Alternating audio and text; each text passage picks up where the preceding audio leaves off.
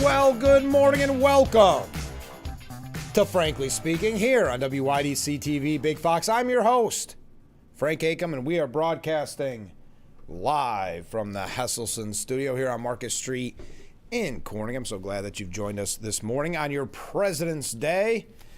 We've got a lot to cover. A couple of quick updates. A few New York State issues. We're going to hear from Chaz Collins a little bit later on. But first, are you facing a meltdown? According to surveys, over 75% of people suffer from burnout. That's according to a report by Mental Health in the UK. So maybe not in the United States.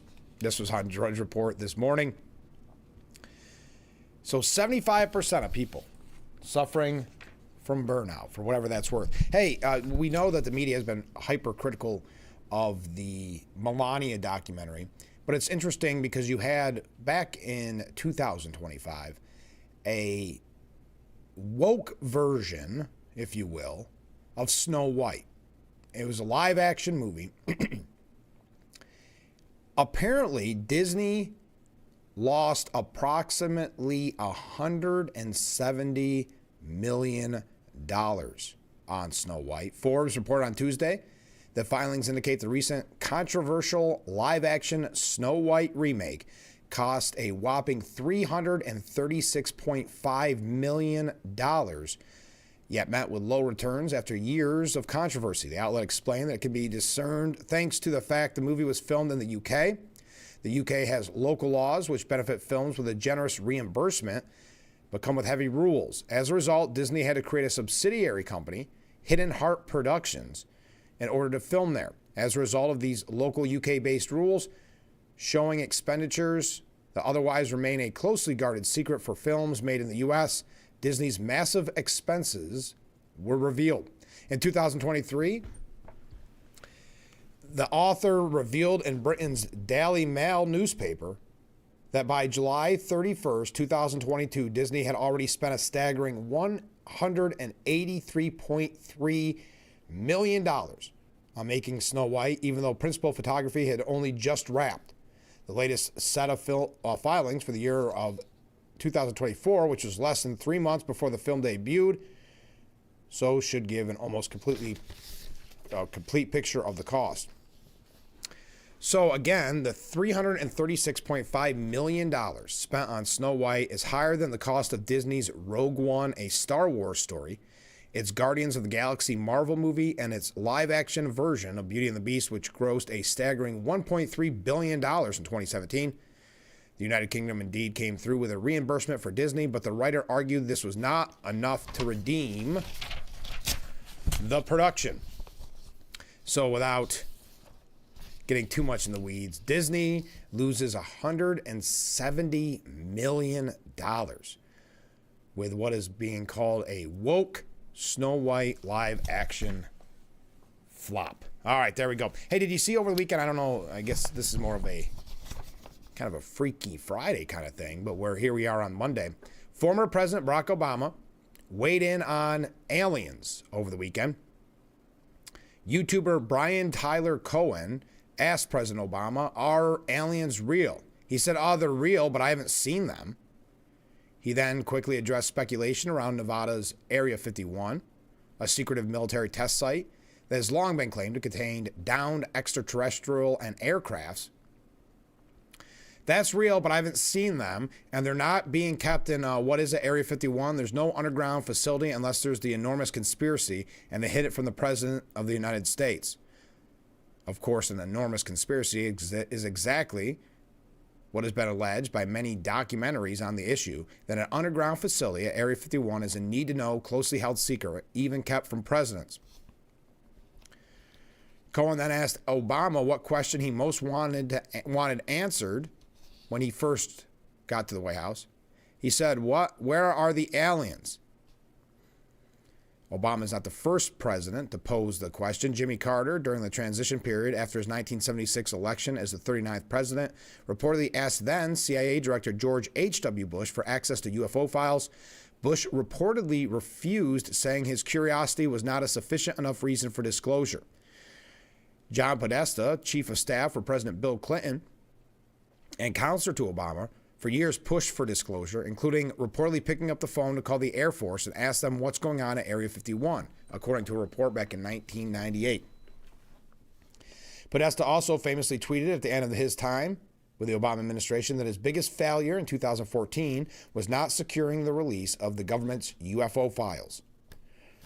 So then he clarified he had to backtrack, explaining because the universe is so vast that he believes aliens are real. The odds are very good there's life out there, he said. I was trying to stick with the spirit of the speed round, but since it's gotten attention, let me clarify. Statistically, the universe is so vast that the odds are good there's life out there. But the distances between solar systems are so great that the chances we've been visited by aliens is low. I saw no evidence during my presidency that extraterrestrials have made contact with us. Really? So there you are. For whatever reason, we're kicking off the program with that. Boy, that's a lot of heavy stuff already. All right. On the international front, Iran has arrested 50,000 protesters in a dragnet. Clearly, the families fear they may never be seen again. During the internet blackout in Iran, reports have emerged of a nationwide dragnet by Tehran's forces who have been tasked with hunting down anyone suspected of participating in January's protests. Shiva Nazari, an organizer with the Committee for Monitoring the Status of Detained Protesters, said authorities have been reviewing multiple street cameras, store surveillance videos, and drone footage to track people to their homes or offices, leading to mass arrests. So far, the committee has verified the names of more than 2,200 people who were arrested in the raids, including 107 college students, 82 children as young as 13, 19 lawyers, and 106 doctors. The groups verifying the arrests said that many teachers, actors, business owners, filmmakers, and even reformist figures close to President Pezeshkian have all been detained. Documenting all the arrests has proven difficult, with many of the people detained disappearing once they enter Iran's prison system. So they're estimating 50,000 protesters arrested in this dragnet.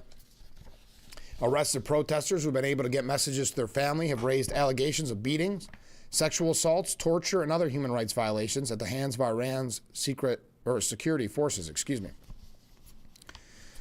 So there's an update, and we have quite a few international updates that we're going to get to a little bit later on. But here's kind of an update.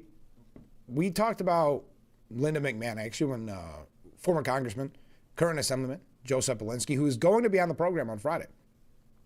We talked about Linda McMahon and her visit to Elmira. It was a really nice event. It was, about a month ago? Well, Corey DeAngelis writes, Education Secretary Linda McMahon just dropped a bombshell video that's got teachers' unions scrambling. In it, she lays out the facts plain and simple. Teachers, did you know you are not obligated to pay union dues no matter what state you live in? In 2018, the Supreme Court ruled that public employees, including teachers, cannot be required to join or pay a union as a condition of employment. She's talking about the landmark Janus v. AFSCME decision, where the Supreme Court affirmed that public employees can't be compelled to subsidize union speech they disagree with. McMahon drives the point home, quote, if you choose to stay, that's your call. The point is, the choice is yours. Now, if public school teachers are tired of their hard-earned money funding radical agendas, it's time for them to opt out and take back control of their paychecks. So we know this morning we have some teachers watching because it is President's Day. They have the day off. So again, if you choose to stay, that's your call. The point is, the choice is yours if you want to stay in the union. So if public school teachers are tired of their hard-earned money funding radical agendas, it's time for them to opt out and take back control of their paychecks. Teachers' unions like the National Education Association, the NEA, and the American Federation of Teachers, the AFT, aren't prioritizing education or their students. Their bloated bureaucracies more interested in policies. Take the NEA. Less than 10% of its more than $400 million annual budget actually goes towards representing teachers in their workplace. The rest is funneled into lobbying, executive perks, and ideological crusades that have nothing to do with improving classrooms. In the last election cycle, 99.9% of the AFT's political contributions under the leadership of President Randy Weingarten went straight to Democrats. 99.9%, folks. And we talk about the indoctrination in the education system. It should come as no surprise. That reeks of money laundering for Democrats, siphoned right out of teachers' paychecks. These unions are partisan, and they're also pushing extreme propaganda into schools. Teachers' unions have been blasting out anti-ICE material, urging educators to rally against immigration enforcement and turn classrooms into partisan battlegrounds. The NEA and its affiliates are encouraging teachers to post immigration-related political posters and attend anti-ICE training, all while schools should be focused on reading, writing, and arithmetic, not indoctrinating kids with far-left activism. Look at the NEA's annual convention in Portland, Oregon. Their resolutions read more like a declaration of war on the Trump administration than an education policy meeting. They labeled Trump a fascist, railed against his education policies, and vowed to fight every step toward accountability and choice. Meanwhile, NEA President Becky Pringle, who is an at-large member of the Democratic National Committee, and AFT's Weingarten, who announced a partnership with her union and the World Economic Forum to create curriculum, are raking in about $500,000 each year, extracted from the dues of hardworking teachers who make a fraction of that. That's a racket. Most teachers don't even align with this radicalism. According to an Education Week survey, a majority identify either as Republican or independent, outnumbering Democrats. Teachers should not keep funding their political opponents. It's time for them to stop bankrolling the very people working against their values and start keeping more of their salaries for themselves and their families. The good news is that teachers don't have to go it alone when you leave the union. Alternatives like the Teacher Freedom Alliance, TFA, offer free membership and personal liability insurance to educators who opt out. TFA's coverage is superior, $2 million per occurrence, twice the union's typical $1 million limit, and it's in the teacher's name, not the union's. That means teachers are protected individually without the union deciding whether to defend them based on its agenda. Unions claim to protect teachers, but they really shield the worst performers while penalizing the best. Uniform salary schedules and blocks on merit pay mean great teachers are dragged down by dead weight. Without the union's monopoly, top educators could negotiate their salary based on performance, free from low performance, holding everyone back. The system rewards seniority over excellence, and it's time to stop shortchanging great educators. Choice is key, but more and more teachers are choosing freedom. Just this month, Washington State teachers went viral for speaking out against their union's overreach. Fifth grade teacher Travis Reap accused the Washington Education Association of bullying and silencing educators who support parental rights, saying union leaders are driven by activists with an agenda. He added, "I'm not the only teacher that knows that parents love their kids far more than I ever could." Look at the NEA's annual convention in Portland, Oregon. The resolutions, as I mentioned, read more like a declaration of war on Trump. Matt Bell, who left after 29 years, revealed how teachers are banned from informing parents about their child's gender transition or pronoun changes. Quote, "I'm forced to keep secret from parents. When I saw my union trying to go against protecting female athletes and go against parental rights, I said, I'm done." These brave voices show the tide is turning. And that's not all. In Florida, 2 union bosses, Teresa Brady and Ruby George, were just sentenced to prison for stealing millions from hardworking educators. Brady got 27 months, George 12 months, after embezzling more than $2.4 million through fraudulent leave schemes. In Chicago, the Liberty Justice Center locked arms with union members to sue the Chicago Teachers Union for failing to produce required financial audits for 5 years in a row. Congress is now investigating, and it turns out the CTU failed at least 2 of those audits with serious flaws in the financial statements. When teachers exit en masse, it forces union bosses to refocus on education instead of activism.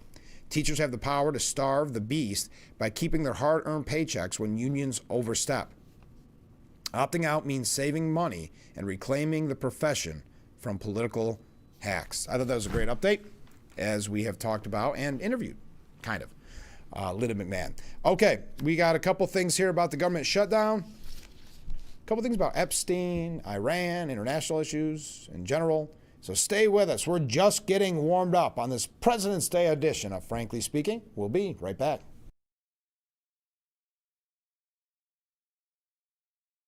Do you have cabin fever? Are you dreaming of warmer weather? Now is the time to start enjoying the benefits of hot water therapy during Hesselson's Cabin Fever Reliever Hot Tub Sale. With 0% interest financing and additional sales incentives, Hesselson's makes it easier to start making every day better today. Huge savings on odds and end models, 0% financing, locally owned and operated since 1955. Why wait? Now is the best time to buy that hot tub you've always wanted during Hesselson's Cabin Fever Reliever Hot Tub Sale going on now. After 70 years, it's still fun to poke in the corners at Hesselson's. When it comes to cleaning your house or business, Magic Rags Cleaning Service has you covered from ceiling to floor. With powerful steam cleaning and attention to detail, we have you covered for moving out cleans, move-in cleans, Airbnbs, or just keeping everything neat and tidy. We go above and beyond in our residential and commercial cleaning, and our professional crew makes sure that your house or business is always ready for company. Call our number or schedule an appointment on Yelp or Facebook today. Come to Cutler's President's Day sale. 12 years ago, our fathers brought forth upon this area our new floor covering store, conceived and offering the best possible value and dedicated to the proposition that not all floor covering stores are created equal. If you want the best experience, come to Cutler's. Remember, Cutler's has all types of floor covering and they are all on sale. I cannot tell a lie. Cutler's has the best selection, service, and installation. Hurry to Cutler's President's Day sale. We have a buddy in the flooring business. Good morning, I'm meteorologist Brandon Weathers. Thick morning clouds should break up nicely as we head through the day, topping off in the mid-40s, a good 10 degrees above average. About a 30% chance for a passing shower overnight, but as temps stay above freezing, rain is what we're dealing with for the most part. Going into Tuesday then, additional showers possible. Temperatures staying, though, a good 10 degrees above average. So after the morning round, we get a break, but then additional showers.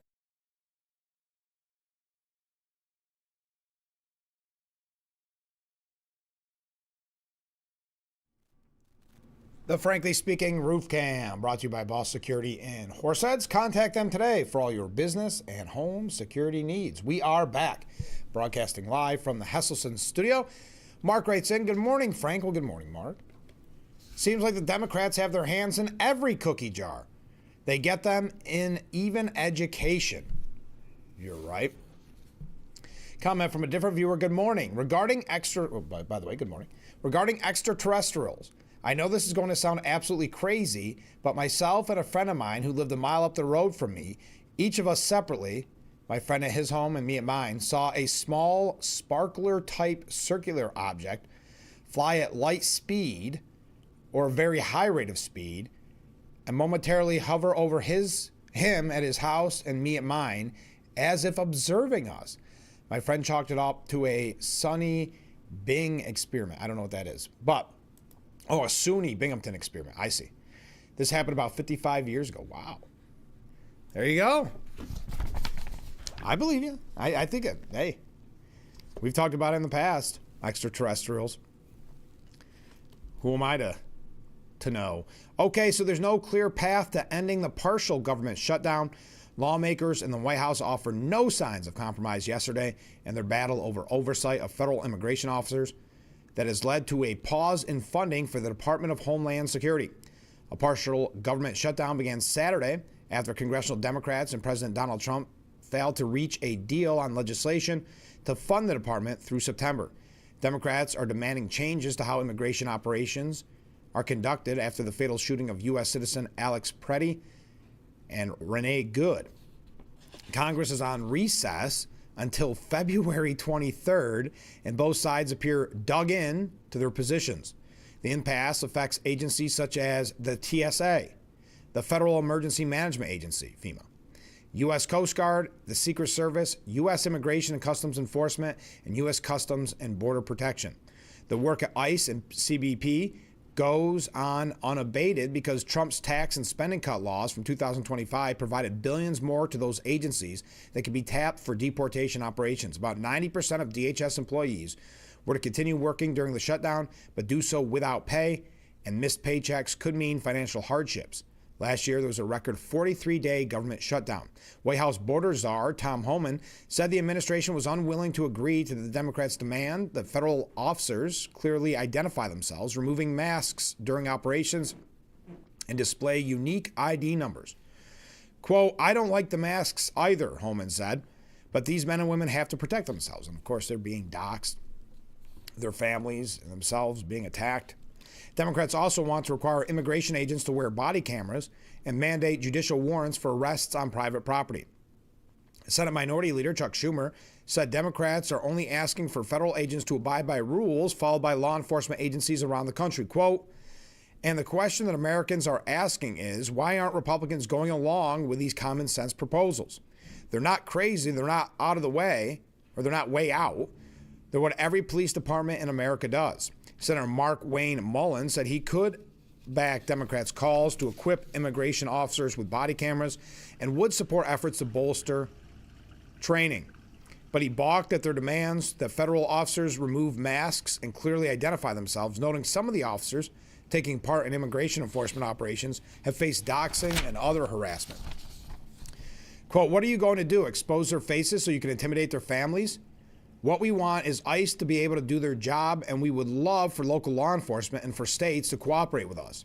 Republican Senator Katie Britt of Alabama, a Trump ally who has pushed for a 2-week extension of DHS funding while negotiations continued, said it was short-sighted of Democrats to walk away. Trump made enforcement of the nation's immigration laws a centerpiece of his 2024 campaign for the White House, and he promised to be aggressive in detaining and deporting people living in the United States without legal permission.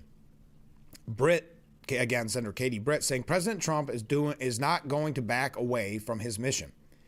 The mission that American people said they wanted him to complete, and that is securing our border and making sure that we actually do interior enforcement. So the partial government shutdown drags on. And again, they're on a week-long recess, not scheduled to return to Washington until the 23rd. Senate Democrats are demanding a series of reforms, as I mentioned. I don't think we have to go through all of this. However, ICE received additional funding under previous passed legislation, and core enforcement operations are expected to continue.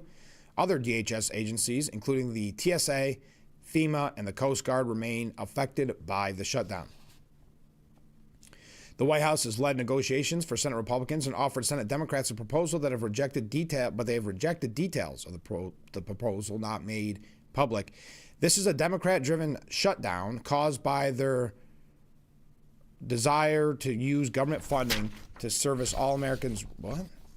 Rely on as a hostage. As Americans rely on as a hostage in order to achieve an unrelated political goal. Senate Majority Leader John Thune said lawmakers would receive 24-hour notice to return if a deal is reached. "I think all those reasonable efforts and requests have been overshadowed by the fact that Democrats don't seem to want to play ball." Johnson and other Republicans have expressed support for the original DHS funding bill created by House and Senate appropriators, but the Speaker said he does not want further delays in DHS funding to be attributed to the House. Now, on PBS NewsHour, MS Now host Jonathan Capehart said that, quote, "ICE is fully funded for at least the next 5 to 6 years. So we're talking about other agencies, TSA and others, that will be hit by this shutdown. But Democrats are doing the right thing on the shutdown." Okay? So again, Jonathan Capehart from MSN Now saying, yes, just give you 2 reasons. Renee Good, Alex Preddy, 2 American citizens who were killed by federal officers attached to the agency. And let's also keep in mind that the government, most likely, will go into a partial shutdown because everyone's gone out of town anyway. But keep in mind, ICE is fully funded for at least the next 5 to 6 years. So we're talking about other agencies, TSA and others, that will be hit by this shutdown. The Democrats are right to demand not just reform, but some kind of accountability for what happened on the streets of Minneapolis and what could happen on the streets of other cities. Let's not breathe too much of a sigh of relief for what's happening in Minnesota. Great for the people of Minnesota and Minneapolis. But in talking to the folks there, they're also concerned about where will this be exported next. I think that's what Democrats are also thinking. Folks should not view this as a partisan issue. Folks should view this as holding the government accountable for what it is doing in the name of the American people to the American people. So TSA and others will be hit by this shutdown, but Democrats are doing the right thing. All right, we got to take another short break. Stay with us. We'll be right back with Frankly Speaking after this.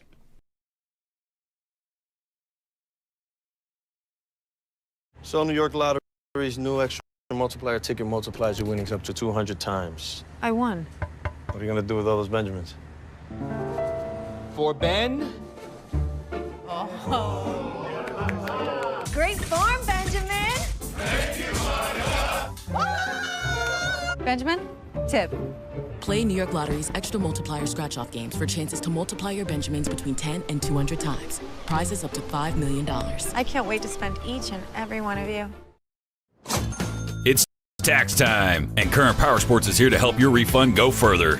For the month of February, we're covering the sales tax on any new CF Moto machine purchase, plus select accessories. That means big savings on machines built to work hard, ride far, and handle anything you can throw at them.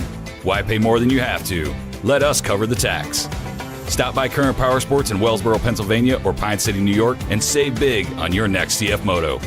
Limitations apply. See store for details. Performance, precision, control, trust. Young's Tires is where performance meets the road. Michelin high-performance tires are built for exacting standards.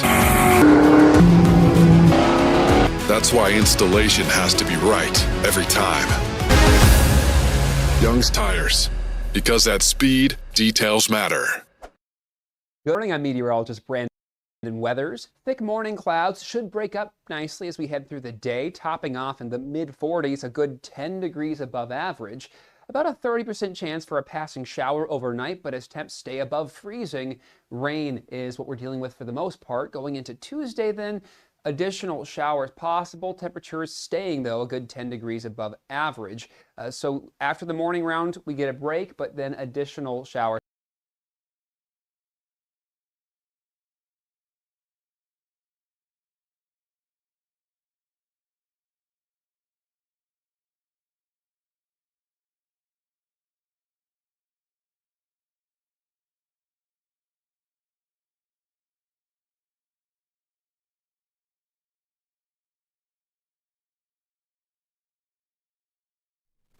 The Frankly Speaking Roof Cam, brought to you by Boss Security in Horseheads. Contact them today for all your business and home security needs. We are back, broadcasting live from the Hesselson studio. Let's go to some viewer comments. I belong to the New York State Firearms. Governor Hochul wants to ban 50 caliber rifles. Well, if that gets passed, that's just a beginning. She hates the fact that people can legally own firearms. We need to vote her out. Vote red. Thank you very much. Yes, we know that Governor Hochul has long been anti-Second Amendment. Comment from a different viewer. Though the Democrats don't like it, boo-hoo. President Trump has and is doing exactly what he was elected to do. What we elected him to do, excuse me. He is the only president since Reagan who was and is keeping his promise. Not only this, but he is the most transparent president ever. Yes, to the point where journalists have admitted that they don't want to travel with him because he is constantly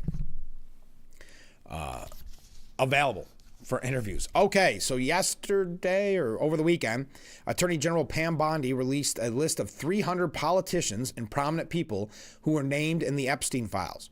As she told Congress that all the documents that the Department of Justice was required to reveal have been made public. Deputy Attorney General Todd Blanche and Bondi noted that privileged material is still being withheld as she outlined the list of government officials and politically exposed individuals who appear in the files in a letter to the heads of the House and Senate Judiciary Committee. The department released all records, documents, communications, and investigative material in the possession of the department that relate to any of the 9 different categories. Some of the 300 names listed include President Trump, Barack and Michelle Obama, Microsoft founder Bill Gates, Bill Cosby, Robert De Niro, Bill and Hillary Clinton. Also included are Prince Harry, Woody Allen, Kamala Harris, Mark Zuckerberg, Bruce Springsteen, Elon Musk, Pope John Paul II, Nancy Pelosi, House Minority Leader Hakeem Jeffries, Bono, Beyonce, and more. Inclusion in the files does not imply wrongdoing or even direct contact with Epstein. Several of the individuals had extensive direct email contact with Epstein or his madam, Maxwell, while others were referenced in a portion of documents, including press reporting that on its face is unrelated to the Epstein and Maxwell matters. The DOJ has been given a deadline of December 19th under the Epstein Files Transparency Act to publicly divulge all files pertaining to the late notorious sex predator Jeffrey Epstein. Epstein files included details about organizations with alleged links to Epstein, such as his trafficking and financial operations, as well as internal DOJ emails of feds who were investigating him and his associates. A team of hundreds of lawyers combed through some 6 million pages worth of files and released over 3.5 million pages of material several weeks after the remarkably short deadline. Files withheld from the public, including material subject to deliberative process privilege, work product privilege, and attorney-client privilege.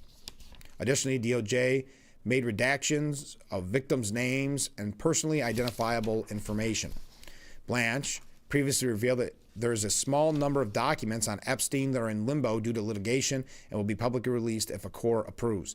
No records were withheld or redacted on the basis of embarrassment, reputational harm, or political sensitivity, including to any government official, public figure, or foreign dignitary. Any omission from the lists are unintentional and, as explained in the previous letter to Congress, as a result of the volume and speed with which the department complied with this act. Individuals whose names were redacted for law enforcement sensitive purposes were not included. The missive was sent to Senate Judiciary Committee Chairman Chuck Grassley and Ranking Member Dick Durbin, as well as House Judiciary Committee Chairman Jim Jordan and Ranking Member Jamie Raskin. For reasons that are not entirely clear, Bondi did not sign the letter, but Blanche did, though her name was printed on top of it. So hundreds of prominent people's names listed. Like we mentioned, Trump, Bill Clinton, Steve Bannon, former White House counsel Kathy Rumler, and billionaire business magnate Les Wexner. No one on the list other than Epstein and his accomplice Maxwell have ever been charged in connection with crimes. The letter to Congress also includes newly named prominent individuals, some of whom were merely featured in news articles and newsletters and do not appear to be linked to Epstein in any way. Names appear in the files released under the Act in a wide variety of contexts. For example, some individuals had extensive direct email contact with Epstein or Maxwell, while other individuals are mentioned only in a portion of a document, including press reporting, that on its face is unrelated to the Epstein and Maxwell matters. Representative Ro Khanna, co-author of the law that forced the files release, said the DOJ is purposefully muddying the water on who was a predator and who was mentioned in an email. We're going to talk about him in just a little bit, but we have to take another short break. Keep those comments, keep those waves coming in on this President's Day edition. We are going to talk about Ro Khanna in relationship to the Epstein files. We got a lot to cover, so stay with us. We'll be right back with Frankly Speaking after this.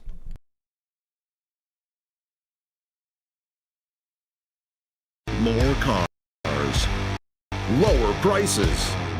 Simmons Rockwell. Make car buying simple when you drive your deal at a Simmons Rockwell location near you, where you'll always find more cars at lower prices.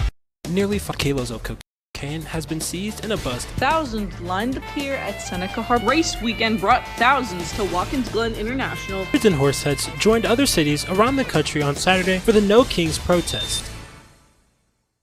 Month after month, year after year, even decades, you've paid into the insurance system. You've done your part.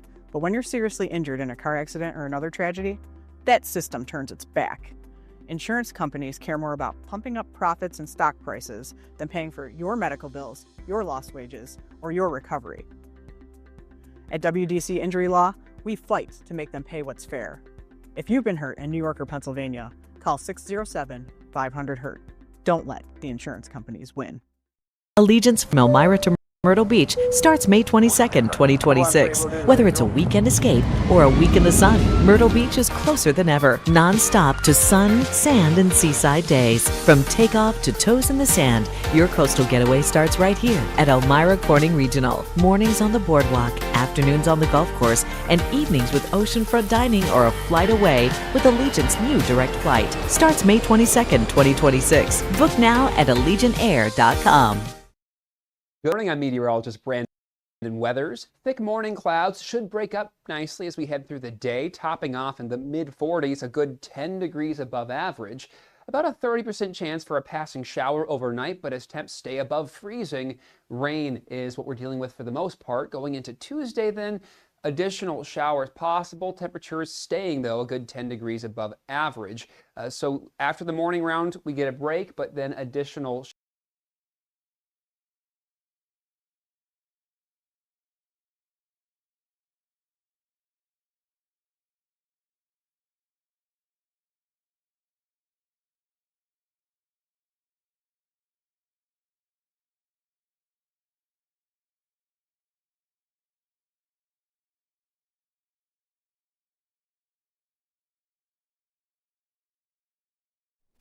The Frankly Speaking Roof Cam, brought to you by Boss Security and Horsets. Contact them today for all your business and home security needs.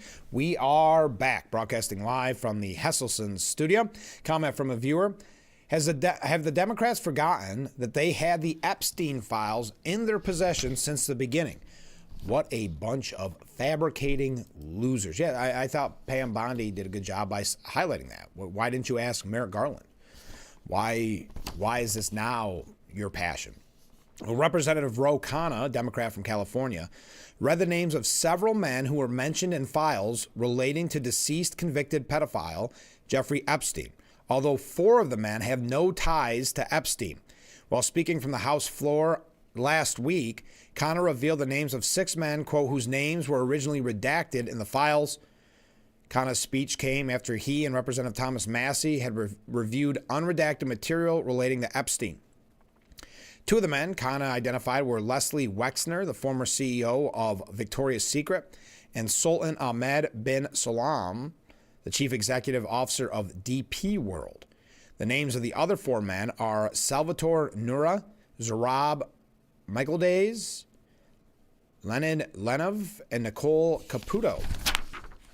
Wexner's legal representatives explained to Politico that in 2019, the assistant U.S. attorney told Wexner's legal counsel that the Wexner was not a target in any respect. So the New York Post wrote, Ro Khanna didn't care who he trampled in the stampede to smear President Donald Trump. In this case, it was 4 innocent men who may struggle to clear their names, because Khanna attacked them behind the shield of parliamentary privilege, abusing his congressional powers. It started last week when Khanna took to the floor of the House of Representatives to deliver a thundering speech naming 6 wealthy, powerful men who he said were likely incriminated in the Epstein files. Excuse me.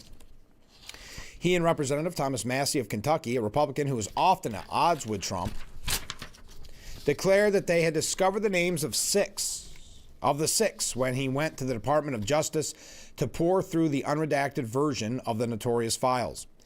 Khanna must have known that he had no proof that any of the 6 had done anything wrong because he waited to reveal their names until he was speaking in Congress. Khanna knows that the Constitution's famous speech and debate clause would shield him from any defamation lawsuits. As Article 1, Section 6, Clause 1 states, members of Congress shall not be questioned in any other place for any speech or debate in either house. The problem, 4 of the 6 had nothing to do with Epstein whatsoever. One is an information technology manager in Queens. Another one is a mechanic. They are neither rich nor powerful. Khanna tried to blame the DOJ for the fact that he smeared several innocent men, saying, quote, I wish DOJ had provided the explanation earlier instead of redacting then unredacting their names. Deputy Attorney General Todd Blanche retorted, the problem is that you didn't come to us, but immediately ran to X in the House floor and made false accusations about 4 men while we were checking the facts. The real problem is that Khanna likely has presidential ambitions and wants his place in the spotlight. That's why he has suddenly backed the billionaire tax, despite the fact that it would target some of his own Silicon Valley constituents. He wanted to play hero in the Epstein saga, and if some innocent people had to suffer, too bad, so be it. Critics noted Khanna's hypocrisy. He took thousands of dollars in donations from billionaire Democrat donor Reid Hoffman, who met with Epstein several times and visited his island. Khanna's behavior is a reminder about why we have procedural safeguards in place to protect the privacy of people whose names come up during criminal investigations, as well as untested evidence in grand jury proceedings. It's also a reminder of how low our politicians have fallen. And Khanna may wish to consult his own lawyers. Speech on the House floor is protected, but posts on social media may not be. He quoted his House floor speech in a post from his official account on X, publicizing the names of the 6 men beyond the Capitol. They may have a case. Certainly, in the court of public opinions, Khanna deserves a harsh verdict. All right. Now, Thomas Massie, who we mentioned in there, said he does not have confidence in Attorney General Pam Bondi. I don't think Pam Bondi has confidence in Pam Bondi. She wasn't confident enough to engage in anything but name-calling and hearing. So, no, I don't have confidence in her. She hasn't gotten any sort of accountability there at the DOJ. When I asked her specifically who redacted Leslie Wexner's name from the one document that mattered, she couldn't give me an answer. But ultimately, it's her who is responsible for the document produced. According to our law, the Attorney General, it's not Todd Blanche, it's the people below them. You can assign tasks to people, but you can't assign your responsibility. This is about the Epstein class, the people who are funding the attacks against me. They may or may not be implicated in these files, but they are certainly rubbing shoulders with the people who are in these files. They're billionaires who are friends with these people, and that's what I'm up against. Thomas Massie, classy Thomas Massie, really kind of full of himself, trying to make a name for himself, very much loving the spotlight of being a Republican that badmouths fellow Republicans. As we know, that is something that Republicans often do for whatever reason. Now, when we come back, we're going to hear, I think you're going to enjoy this. We've got an interview with Chaz Collins, an up-and-coming country star. That's coming up here in just a little bit. I see some comments and waves coming in. How am I doing? Oh, we're doing good on time. We have a couple of things here about, did you see AOC kind of testing her foreign policy waters at the Munich conference? We're going to talk about that. We know that AOC potentially either running for Senate or president. We can talk about that. Hillary Clinton also in Munich. Hillary Clinton admitting that Biden's migration was disruptive and destabilizing. Migration has been a huge flashpoint. We need to call it for what it is, a legitimate reason to have a debate about things like migration. It went too far. It's been disruptive and destabilizing, and it needs to be fixed in a humane way with secure borders. Interesting that people admitting this now. But Clinton then tried to blame Trump for the flashpoint created by the establishment-tied presidents, including her husband, President Bill Clinton, and especially by Obama. The border flashpoint should not torture and kill people, she said, while blaming Trump for trying to correct Biden's reckless policy amid obstruction by networks of left-wing, pro-migration street activists.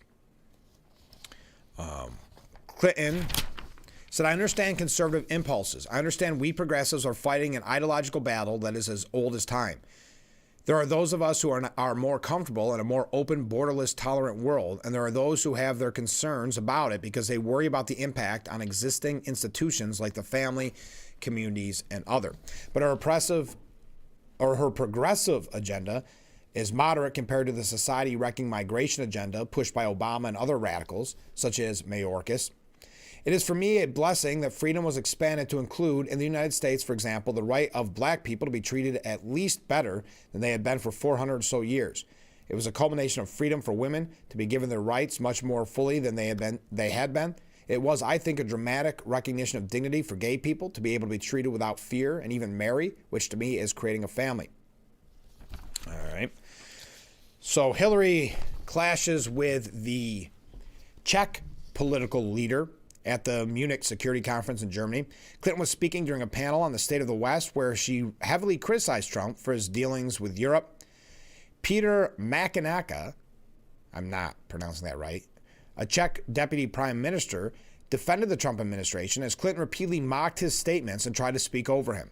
First, I think you really don't like him, Makanaka said as he began to respond to Clinton's Trump bashing.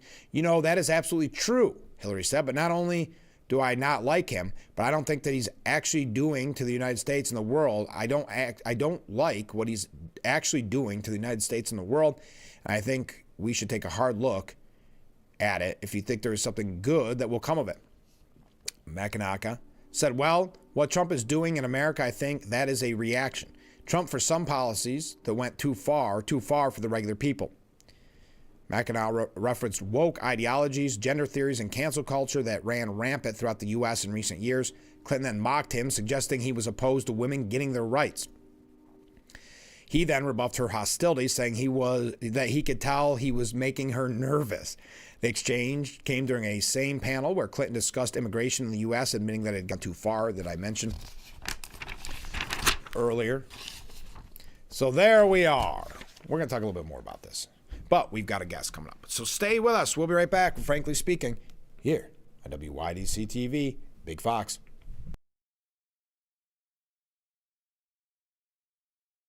An albino baby buffalo was born. Nearly 500 kilos of cocaine has been seized in a bus. Day one of the National Glider Competition. Give kids time. Just 5 minutes a day. Ask them how they're feeling. And listen.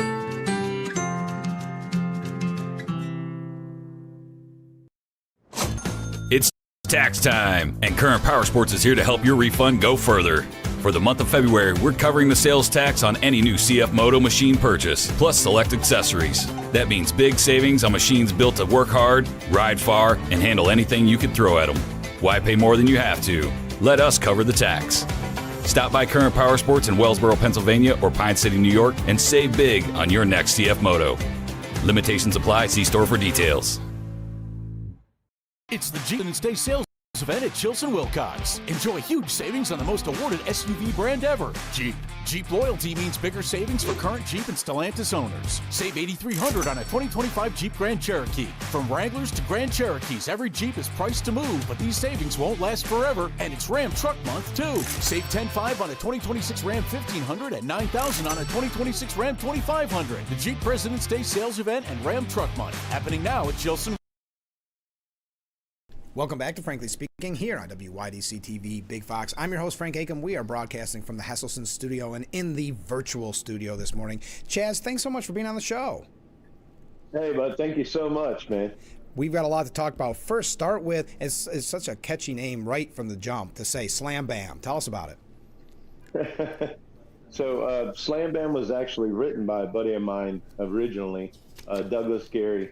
And I was like, I had 6 songs ready to record, and he calls me up and he goes, hey, man, he says, you got to hear this song. You should cut this song. And I was like, well, I've already got the 6 that I'm going to cut. I was co-writes on all of those, right? So, and he said, no, you got to hear it. Just listen to it, and if you tell me no, it's cool. So I played it and listened to it, and I'm like, it's really catchy. I said, but I'm going to have to change some lyrics around a little bit to make it me. Sure. You know, we're going to have to make this more of a co-write. And so I did that. I wanted to countrify it a little bit. It was more Southern rock. Oh, okay. In fact, it was on hold before I heard it. It was on hold by Van Zant, the country duo. Yeah. Of course, everyone knows that family. They're related to the guys from 38 Special, Ronnie Van Zant of Alabama. Yeah.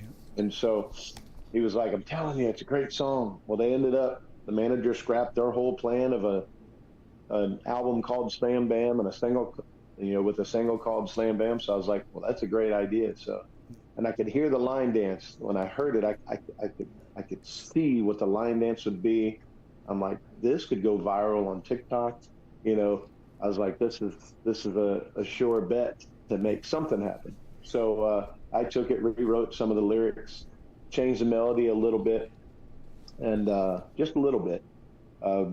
And accented some things in it. If you know the song "Angel is a Centerfold," oh yeah, it has a little bit of that It has a little bit that in the song. Jay Giles Band, right? Isn't that who that is? I think, yeah. Yeah, I believe it is. Yeah, I knew the name of the song, but and we accented a little bit of that Skynyrd, so that way you get that familiarity that when you cut the song, people are like, I've heard that before, and so it's one of those just different angles, aspects to create marketing for it. I'm like, this is a marketer's dream here. It's got all these elements in it. So that's kind of the backstory on Slam Bam. Isn't that funny how times have changed? When it used to be, how many radio plays it got or how many jukebox plays it's got. Now it's viral on TikTok.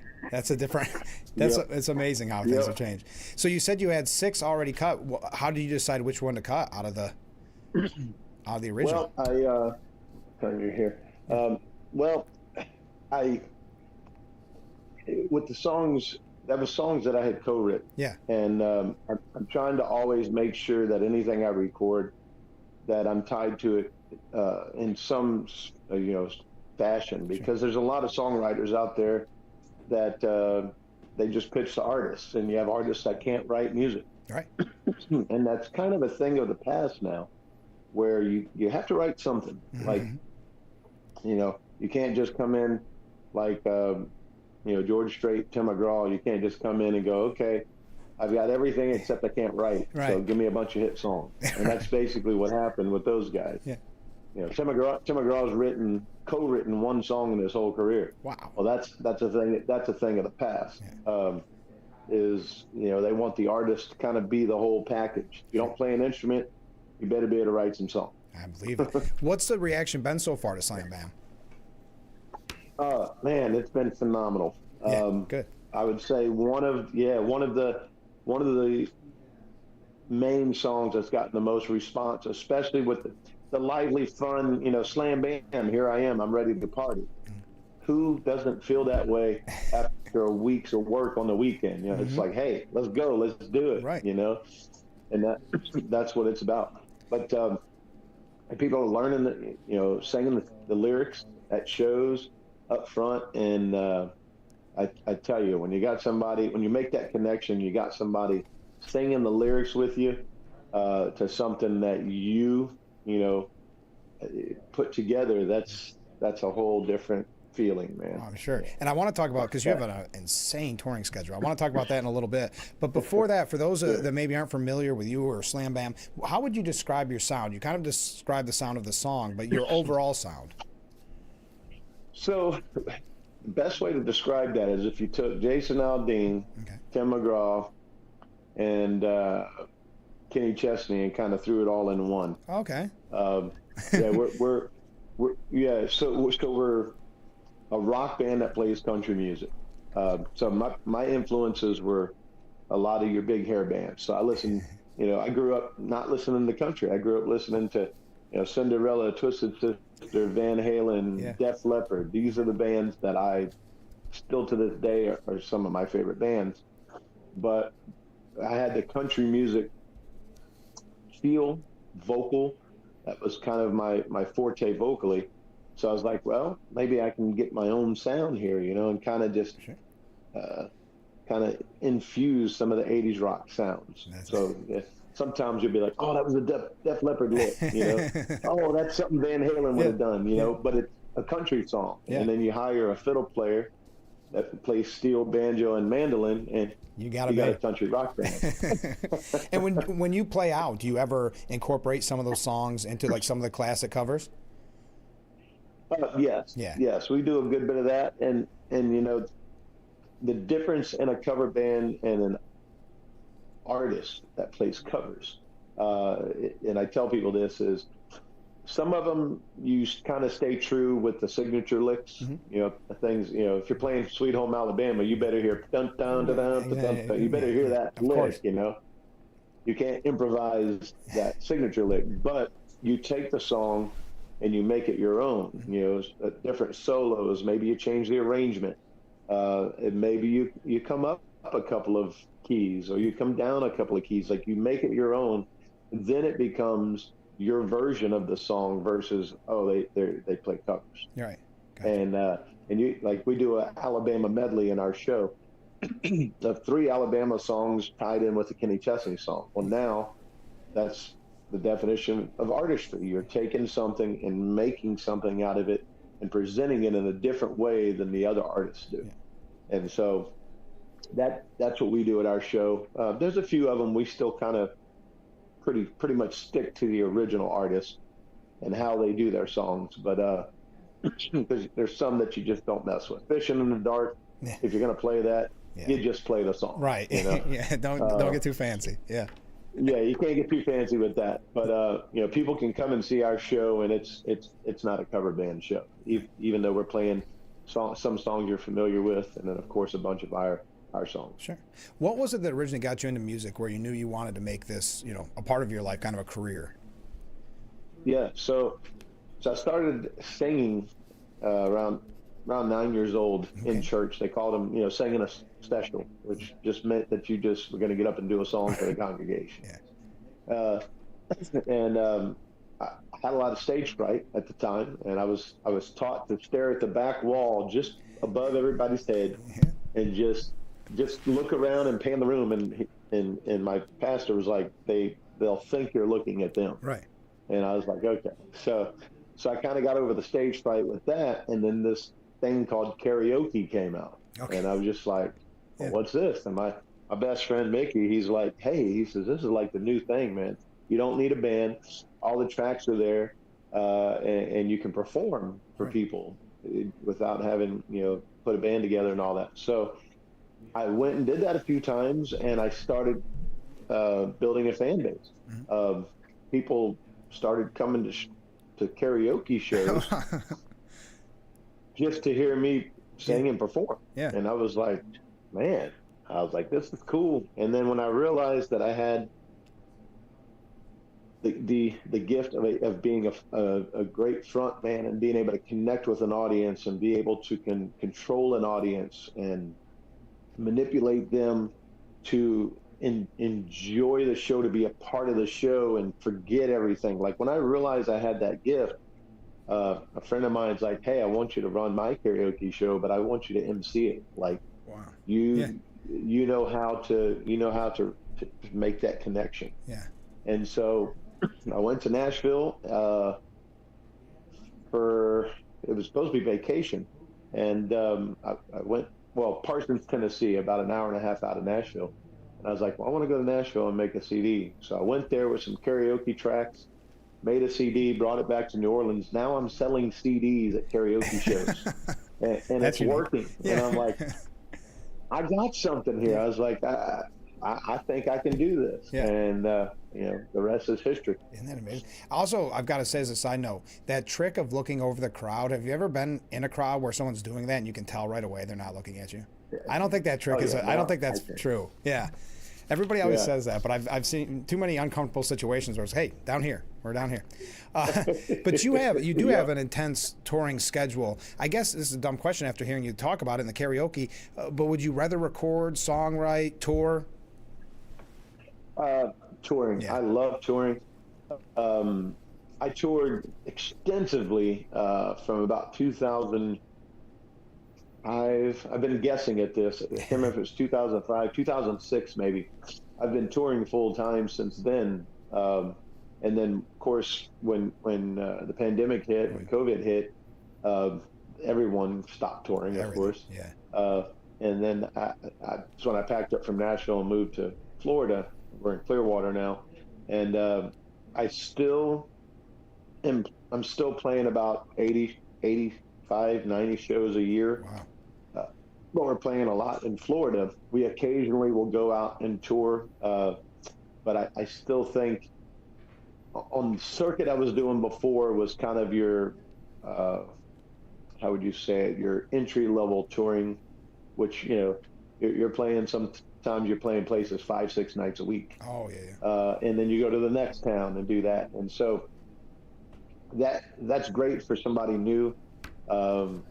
But now we're kind of in that mark where we're starting to get commercial. We're recognized as a national act, but we're in that spot where we can't quite play like the stadiums and arenas and headline, but we can headline your festival. Gotcha. You know, we're kind of in that spot right now where we're just starting to break out and go full commercial. That's just starting to happen.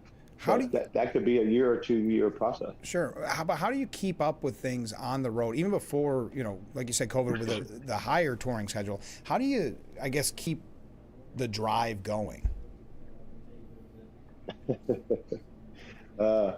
There's lots of times I have walked out of a show because of we had sound equipment malfunction or the light shows just not working right, and you know, you feel a little embarrassed because it looks like you didn't know what you were doing, right. And or like you were using cheap equipment, which we don't use. But as you know, with live, you roll with the punches. And I've walked out of a show and been like, I don't know how much longer I can do this. Sure. And it had nothing to do with the people, honestly, or the show. It was more of maybe getting to the show where we broke down in negative 45-degree weather, and we're in the bus and we're turning the 4 burners on, and all the guys are huddled up on the couch trying to stay warm till a tow truck gets there. And it's like, you know, things like that. Or I've literally played a show where this is in Superior, Wisconsin, where we got there and they canceled our entire week, but they didn't cancel it till we got to the gig. And here we are floating in Wisconsin, and come to find out that the bar manager was dating this other musician, and because she wanted to spend time with him, she calls him to book him and just canceled us last minute. You know, stuff like that was happening on the road, and I'm like, you know, there was times I had fans that had to come or they would come and literally help us pay for repairs because I paid the guys. Yeah. And, you know, we're paycheck to paycheck already at that time when I was touring, because the money didn't change from the 70s, but the gas prices and repairs cost a lot more, you know? So those were the times where I was just like, man, you know, this is really hard. And it was very, very hard. It's still hard to an extent, but you know, now we're, you know, making good money. Our shows are getting bigger. That's great. But it took 17 years of literally, you know, putting your nose to the grindstone. You have to love this business, because if you think you're going to come in and it's going to be all fun and easy, you know, it's not for the faint of heart. Yeah. Well, we've been talking about Slam Bam. It's out now. Tell us, before we go, where's the best place to find out more and to hear the single? Yeah, so we also have our music video out. Slam Bam. Features a line dance that was choreographed by Carol Jensen, a world-renowned choreographer. You can go on copperknob.com, COPPERKNOB, copperknob.com, and check out the line dance. We're going to be pushing it really big, but it'll also be featured on my website. That's the best way to connect with me, chazcollins.com, CHAS. Collins.com. You can download our music straight from the website. You can see the music videos right there. Jump on our email list, because that will keep you in the loop of anything big happening, new music, new videos, any really big advancements in my career. That's where you're going to find it out first. And then you also want to connect with us on social media. It's Chaz Collins Music across the board on TikTok, Facebook, and Instagram. And that's where you're going to be able to keep up with the shows, unless you want to go on the tour schedule and to see everything. Yeah.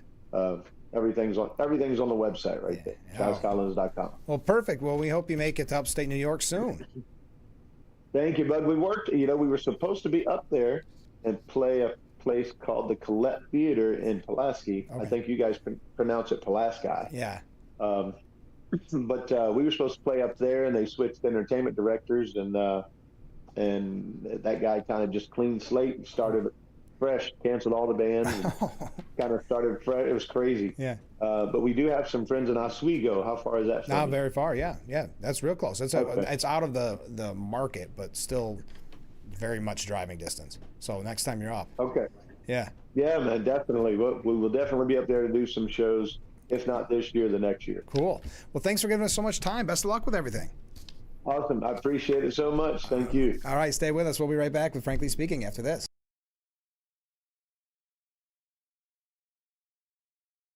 To the me I used to be, before talking to 988.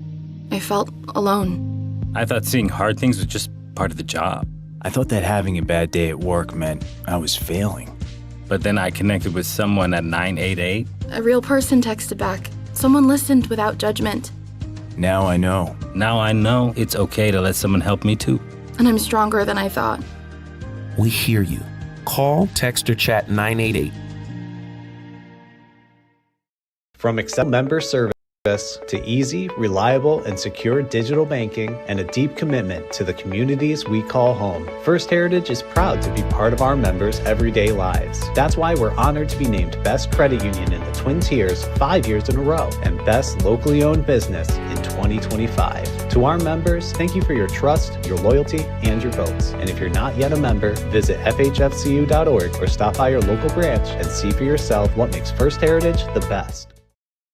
Good morning, I'm meteorologist Brandon Weathers. Thick morning clouds should break up nicely as we head through the day, topping off in the mid-40s, a good 10 degrees above average. About a 30% chance for a passing shower overnight, but as temps stay above freezing, rain is what we're dealing with for the most part. Going into Tuesday then, additional showers possible. Temperatures staying, though, a good 10 degrees above average. So after the morning round, we get a break, but then additional showers possible.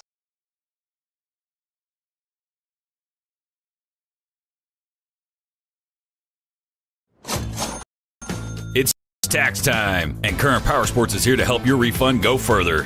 For the month of February, we're covering the sales tax on any new CF Moto machine purchase, plus select accessories. That means big savings on machines built to work hard, ride far, and handle anything you could throw at them. Why pay more than you have to? Let us cover the tax. Stop by Current Power Sports in Wellsboro, Pennsylvania, or Pine City, New York, and save big on your next CF Moto. Limitations apply. See store for details. With the games in full swing, stop in Hesselson's today and see why Ona Sauna will bring calmness and stress relief naturally. Infrared, traditional rock saunas, and hybrid saunas. Hesselson's has them all on display in their expanded and remodeled showroom. Better circulation, detox the skin through sweating. Feeling refreshed and rejuvenated. Now is the time to make every day better with your own sauna, starting at just $39.99. And remember, after 70 years, it's still fun to poke in the corners at Hesselson's. Good morning, I'm meteorologist Brandon Weathers. Thick morning clouds should break up nicely as we head through the day, topping off in the mid-40s, a good 10 degrees above average. About a 30% chance for a passing shower overnight, but as temps stay above freezing, rain is what we're dealing with for the most part. Going into Tuesday then, additional showers possible. Temperatures staying, though, a good 10 degrees above average. So after the morning round, we get a break, but then additional showers possible. Running a little bit late, but welcome to hour number 2 of Frankly Speaking here on WYDC TV Big Fox. We want to thank Chaz Collins for being our guest. Let's go to some viewer comments. I have to wonder if the mechanic, for example, shares the same name with someone who is rich and was in fact associated with Epstein. Probably. That's a good question. I'm not really sure what the reference was to the mechanic. Comment from a different viewer. Good morning, Frank. Well, good morning. Who is Hillary Clinton on the world stage to be involved in a German security conference? It is weird that she's still speaking at this in Munich. We'll talk about that here in just a little bit because AOC was there as well, and that's making the rounds. Comment from a different viewer. Good morning, Frank. I'm sorry, but I don't see the relevant point of the Epstein stuff. No one is ever going to be prosecuted for their involvement, and the women and girls wanted everything released, and now they are upset that they are not redacted. There's no way to please people on this. It's time to focus on the country's business and forget about the political theatrics. Thank you very much. Comment from a different viewer. New bumper sticker idea. Frankly Speaking, bringing the world home. I like that. And that's in reference to a different comment saying, enjoyed the Chaz Collins interview. I liked what he talks about, the nuts and bolts of building songs. Then a different comment. Good morning, Frank. I'm amazed how you pull in the world and local entertainers. Never, or very good shows that expand. I totally misread that. Very good shows that expand our awareness. Thank you. It's like having a national presence at a unique, down-to-earth local feel. And that's, Frankly Speaking, bringing the world home. I appreciate that. Well, thank you very much. That's very kind. Comment from another viewer. Mark says, I just listened to Chaz Collins. Slam Bam on YouTube. He is pretty good. Well, thank you. I'm glad that he seems to be a popular guest. Okay, so AOC was testing her foreign policy waters at the Munich conference ahead of a potential presidential run, at least a Senate run in 2028. Ocasio-Cortez, who was invited by organizers of the annual event that attracts a host of world leaders, joined two panels, laying out her vision on the dangers of authoritarianism, of course, Taiwan, Greenland, and Gaza. Her appearance functioned as both audition and classroom and gave audiences an inkling of what Democrats post-Joe Biden's foreign policy vision might look like. She demanded a foreign policy approach that counters record inequality and looks to undo a world dominated by a handful of elites, a handful of oligarchs that sit in pretend democracies and make backdoor deals with one another. In one panel, she said unconditional U.S. aid to Israel had enabled a genocide. We're at the fork of a road. I believe that leaders are increasingly acknowledging that we must present an alternative vision. Now, also there was Gavin Newsom, who will be running for president as well. But Senator John Fetterman blasted what he called a rot within the Democrat Party, citing what he described as its growing anti-Israel wing. The Pennsylvania Democrat was responding to comments from Representative Alexandria Ocasio-Cortez suggesting the United States should consider withholding aid to Israel.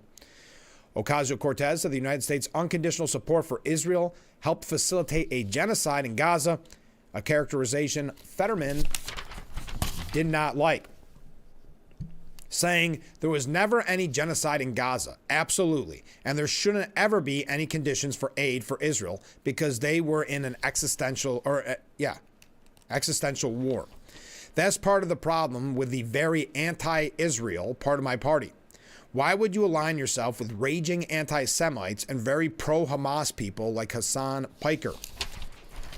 There's a rot in my party standing with pro-Hamas people like that. Good for Fetterman. Fetterman has been definitely outspoken. Why is she so eager, meaning AOC, to criticize and find a way to criticize Israel? But I don't really recall them saying anything as Iran was executing thousands and thousands of their protesters. A fair point. Now, Gavin Newsom went global as well. Alexandra Mercado reports Gavin Newsom's global travel itinerary looks more like that of a foreign minister than the government of a state in crisis. Newsom was just in Munich, hobnobbing with world leaders rather than home working to make life more affordable for those who elected him. The foreign photo op is part of a pattern. The governor is all show, no action when it comes to delivering for Californians. In the last year alone, Newsom, perhaps with the 2028 presidential election in mind, has joined the World Economic Forum in Davos, trekked to the Amazon for the U.S. Climate Conference, and jetted off to Hong Kong in various attempts to make headlines. While the governor fashions himself as a substitute diplomat on the world stage, the state he oversees is buckling under the weight of his neglect and failed progressive agenda. The most glaring indictment of Newsom's tenure is the state's poor fiscal health. Under his reign, Newsom managed to shift the state from a record $97 billion surplus to a deficit crisis. While the governor's 2026 budget proposal attempts to frame the challenge as a manageable $2.9 billion shortfall, the nonpartisan Legislative Analyst Office has painted a far bleaker picture, projecting an $18 billion deficit. This massive shortfall threatens essential services to those who need them most.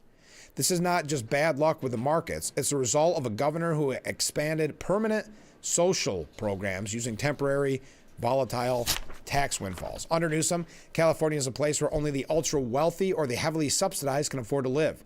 The state has a cost of living crisis that drives the middle class away, thanks to energy costs, gas prices, and the poverty paradox. When Newsom boasts of California values, he speaks of a system that punishes middle-class residents through high taxes and regulatory burdens, forcing them to flee to other states. Nowhere in Newsom's all-talk, no-results approach more visible, than on the streets of California's major cities. Despite spending more than $20 billion on homelessness programs during his tenure, the state remains the epicenter of the crisis. While his administration recently touted a 9% drop, in unsheltered populations for 2025, the number of homeless is higher than when he first took office in 2019. The California model is not a blueprint for the future. It's a roadmap to decline. There you go. We're going to talk a little bit more about Gavin Newsom when we return. I just realized I'm running a little bit late, so stay with us. We'll be right back with Frankly Speaking here on WYDC TV, Big Fox.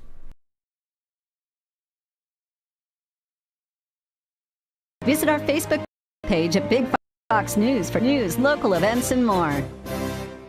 An accident can turn your life upside down in an instant.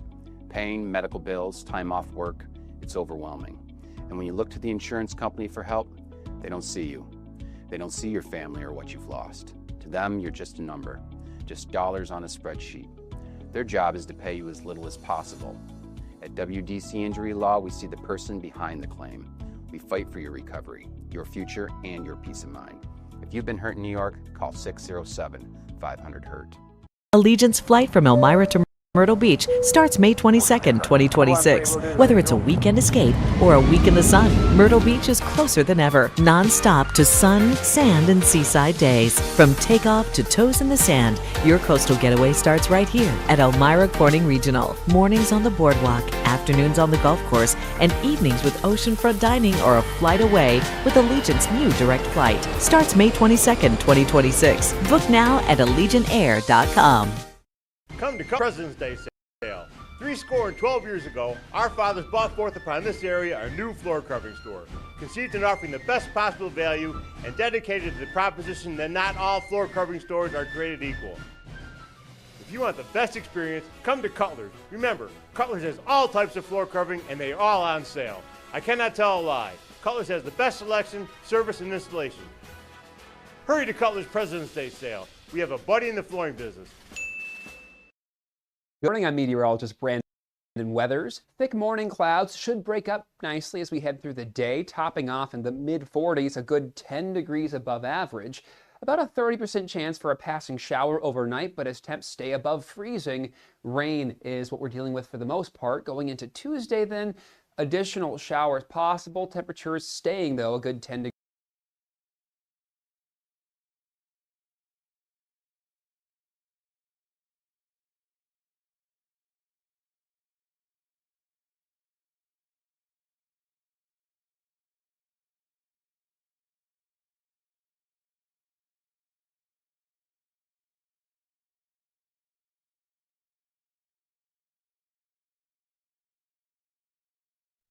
The Frankly Speaking Roof Cam, brought to you by Boss Security in Horseheads. Contact them today for all your business and home security needs. We are back, broadcasting live from the Hesselson studio. Let's go to some viewer comments. Where does the closed-door Democrats get off on criticizing the current transparent administration? The Democrats are such a bunch of hypocrites who don't even realize their hypocrisy. Comment from a different viewer. Remember when SNL had fun with Sarah Palin being able to see Russia from her house? They should have fun with AOC and Hillary having a girls' night out in Germany. Thank you. Well, Gavin Newsom was there as well. Kevin McCarthy blasting him, saying, what a failure. You look at how many people left the state. You look at how people look at the state. You look at the homelessness. You look at the major corporations that are generating income here that have left. We're on a downward slope. If Republicans were smart and they powered on the idea, we could actually come out of the primary with only 2 Republicans. It's not any sure thing, but it's a unique strategy that can work. It's not fighting with one another. It's generating more people to come because it's an open primary. McCarthy went on to assess the 11 candidates vying to replace Newsom, who is term limited. The former speaker argued Representative Eric Swalwell is not capable of being the next governor, while naming Democrat candidate and San Jose Mayor Matt Mahan as one who could rise up. You look at the Democrats, so many running and so many who are not qualified. Like Eric Swalwell is not qualified to be governor. He's not qualified to actually run for governor. People think you can just have what President Trump has. No, he's earned it. He's earned it through a lot of years. He's taken on people before, so they see that strength behind it.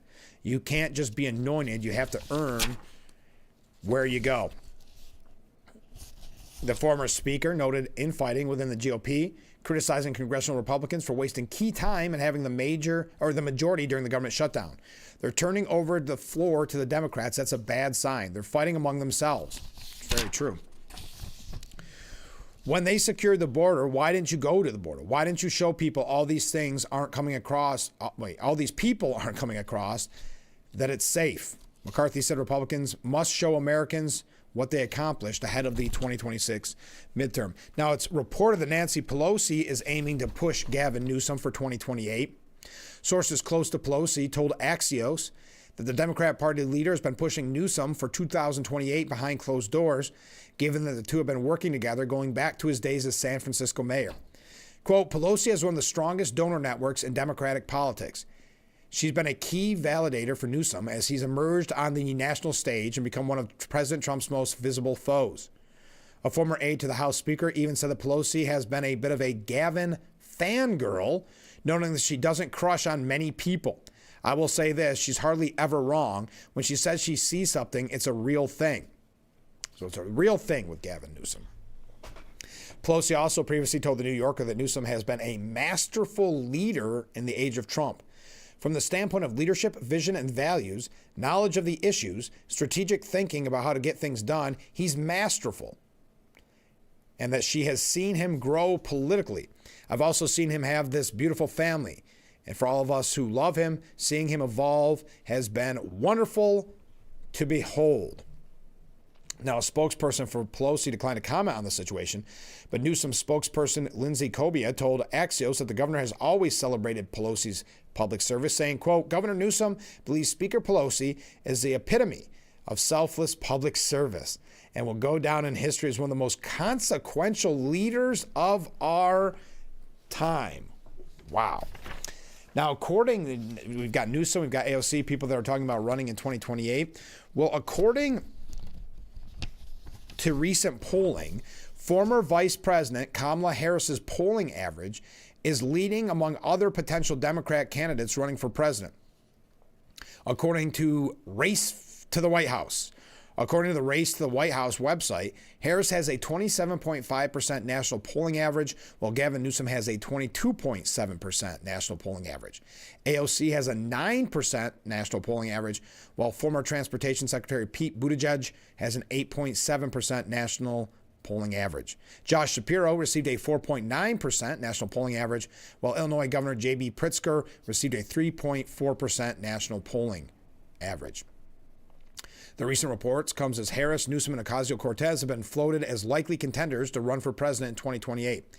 So Kamala Harris leading the way. Now, when we return, we're going to talk a little bit more about Munich. Got a couple New York State issues. Keep those comments, keep those waves coming in, and we will be right back with Frankly Speaking here on WYDC TV. Big Fox, stay with us. Accidents happen.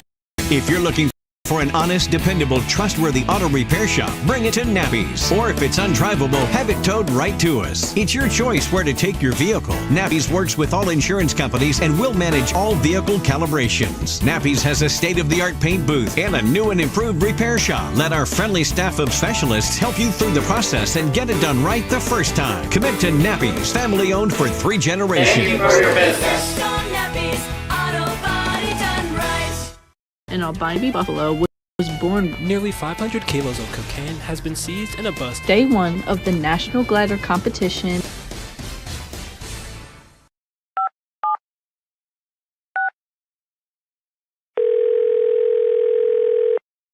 Yeah, hello. I'm really not sure if this is what you all do, but I really don't have anywhere else to turn. Hi.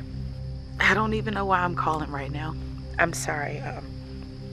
My thoughts are going a mile a minute. My kids are out of state. My buddies from the Army are all gone now. I'm really alone. I left the service last year. My mom just passed away a few months ago. I miss so much time with her. I keep getting calls about the bills, and I'm trying to get a job, but I feel so stuck. Okay, ma'am. I'm glad you called. Okay, sir. Let's stay on the line and walk through some things. Thanks. Okay. Thanks a lot. Thank you.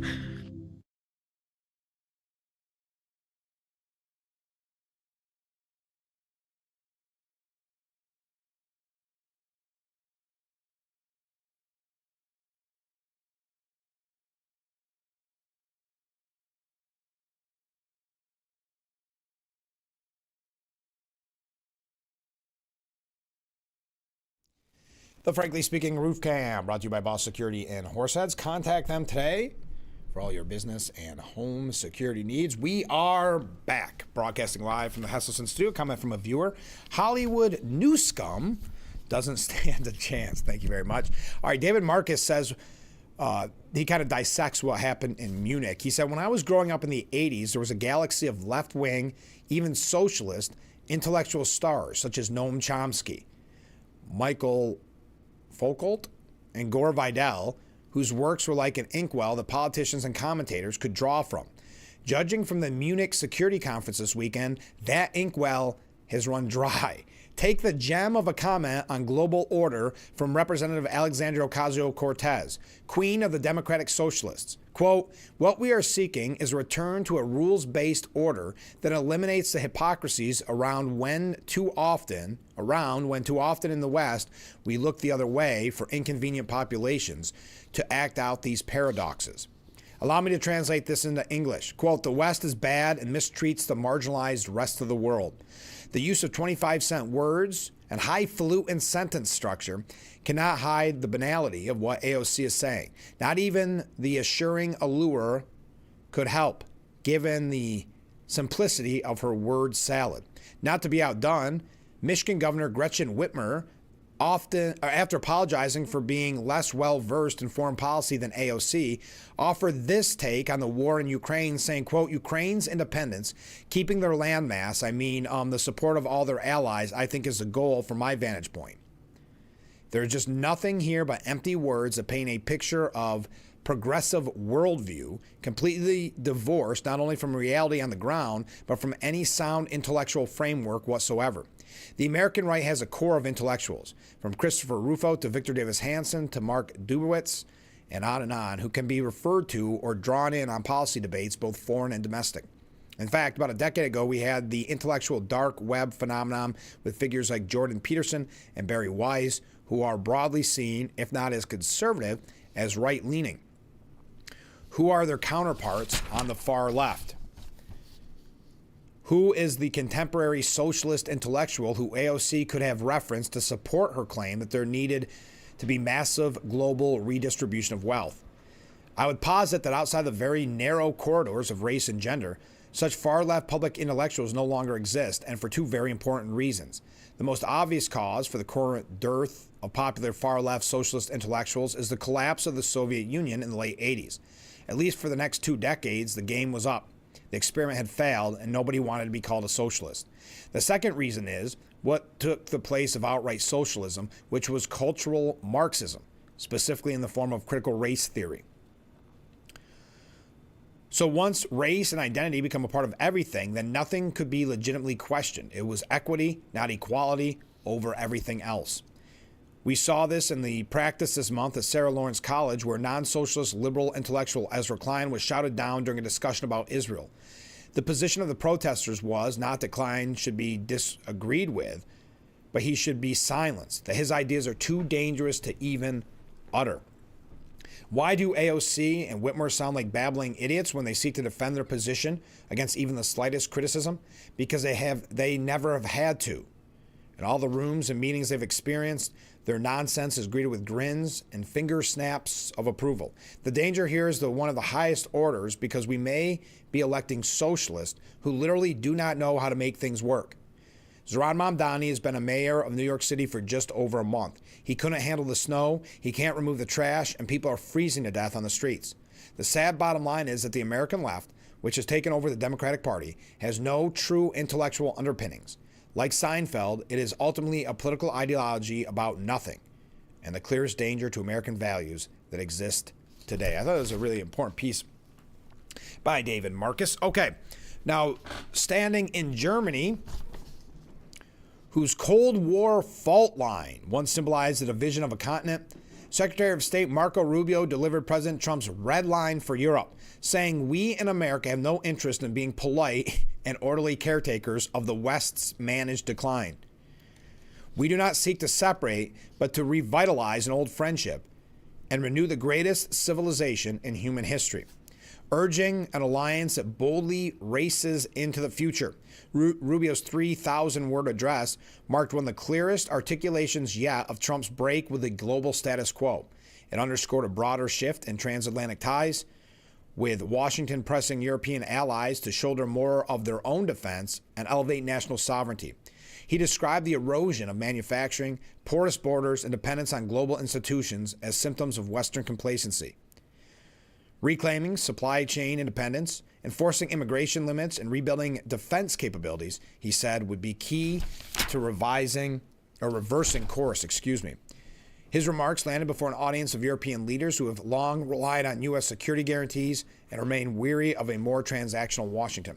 The shift was striking in a forum that has traditionally served as a showcase of transatlantic unity, where U.S. officials in previous years stressed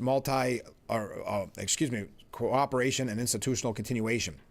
Whether Europe capitals embrace that vision remains to be seen, but Rubio made that clear that under Trump, the U.S. no longer sees itself as a quiet steward of a fading order. So he delivers kind of tough love, if you will, in Europe. An American statesman was born on a German stage over the weekend. A lot of people praising Marco Rubio. Secretary of State Rubio's impressive performance at the Munich Security Conference gives us an alluring glimpse of the president he could be someday. Rubio drew a standing ovation from the assembled European heads of state, intelligence chiefs, and military leaders for a speech that was no less forceful or frank than VP J.D. Vance's address that jarred the same forum last year, but was delivered with a voice that was calm, humility, that disarmed even the most arch Euro-socialist. Rubio was warm and reassuring rather than sneering and contemptuous, writes the New York Post. But that was no accident. He was playing good cop to Vance's bad cop, a strategy that paid off with a collective sigh of relief that conference chairman Wolfgang Inscher expressed afterwards, as he motioned to the audience to sit and praised Rubio's message of reassurance, except as Rubio later told Bloomberg journalist who was trying to find a wedge between him and his friend Vance, I think it's the same message. They're on the same team for now anyway. The beauty of the speech, large parts of it, which were written by Rubio, was in a broad brush clarity. He mapped out precisely how and why the West had lost our way.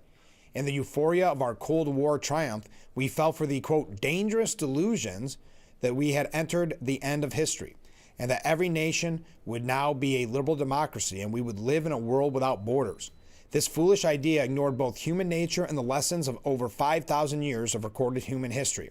In our hubris and naivete, we embraced a dogmatic vision of unfettered trade and mass migration, even as some nations, hello China, protected their economies and subsidized their companies to systematically undercut ours, shuttering our plants, resulting in large parts of our societies being deindustrialized, shipping millions of working and middle-class jobs overseas, handing control of our critical supply chains to both adversaries and rivals. Now, his criticism of unchecked mass migration was slammed afterwards by Democrats, Eurocrats, and their media handmaidens as racist, but it is a crisis they ignore at their own peril. Quote, in pursuit of a world without borders, we open our doors to an unprecedented wave of mass migration that threatens the cohesion of our societies, the continuity of our culture, and the future of our people. For this undeniable diagnosis of the problem, he quickly moved on to what Politico described as, quote, Rubio's love letter to Europe. It was a heartfelt, almost poetic tribute to the history and ideas that formed America. But he sprinkled in some kryptonite for the liberal mind when he pointed out the Christian roots of our shared culture and warned that we must be unapologetic in our heritage and proud of this common inheritance. We are part of one civilized Western world. We are bound to one another by the deepest bonds that nations could share, forged by centuries of shared history, Christian faith, culture, heritage, language, ancestry, and the sacrifices our forefathers made together for the common civilization to which we have fallen heir. In a critique that missed the point, the New York Times said that Rubio's Europe no longer exists. Rubio described America as a child of Europe, but really he was describing a relationship that since the Cold War has grown into an unhealthy dependency of Europe on America, akin to the resentful 30-year-old son still living in his parents' basement. Rubio is like the father who offers warm encouragement along with a strong dose of tough love. In his heart, the overgrown teenage brat knows dad is right, that he has to stand on his own 2 feet, although he'd rather die than admit it. Quote, we in America have no interest in being polite and orderly caretakers of the West's managed decline. We do not seek to separate, but to revitalize an old friendship and renew the greatest civilization in human history. He also reframed past criticism of Europe expressed by Vance and Trump as a sign of that love and regard. We Americans may sometimes come off as a little direct and urgent in our counsel, but that is only because we care deeply. We want Europe to be strong. Our destiny is and will always be intertwined with yours. That last line, which came about a third of the way into the 18-minute speech, was greeted with applause from the audience. He finished with a promise, saying a new century of prosperity that America wants to chart with you, our cherished allies, and our old friends. The whole speech is well worth watching and ought to be analyzed in every history class. What a contrast to AOC and Gavin Newsom, who hovered around the fringes of the convention, vying for the title of least impressive presidential candidate of 2028, writes the New York Post.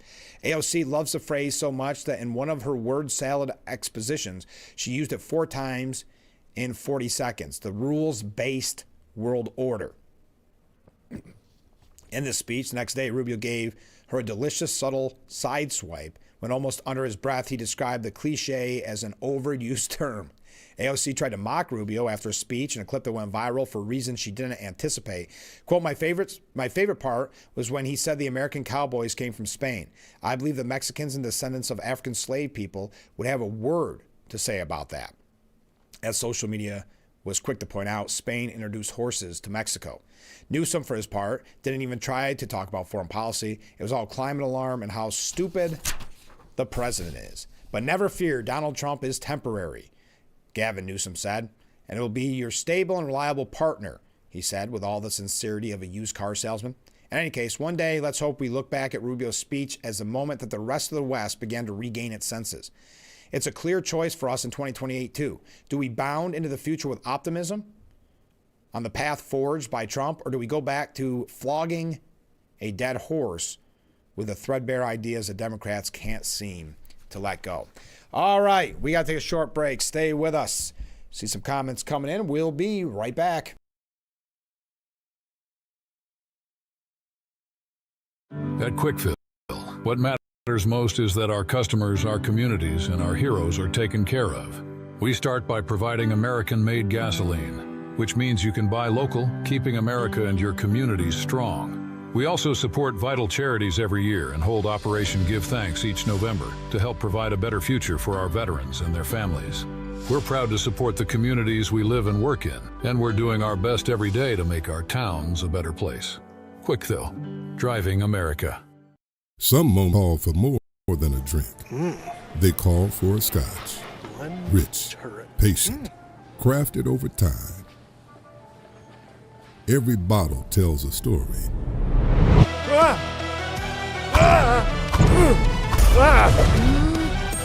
Yeah, I'll take it. What? Bit drafty in here. Foster's. Elevate your spirits.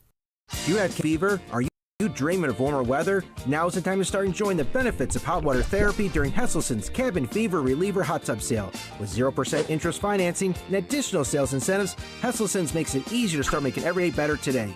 Huge savings on odds and end models, 0% financing, locally owned and operated since 1955. Why wait? Now is the best time to buy that hot tub you've always wanted during Hesselson's Cabin Fever Reliever Hot Tub Sale going on now. After 70 years, it's still fun to poke in the corners at Hesselson's.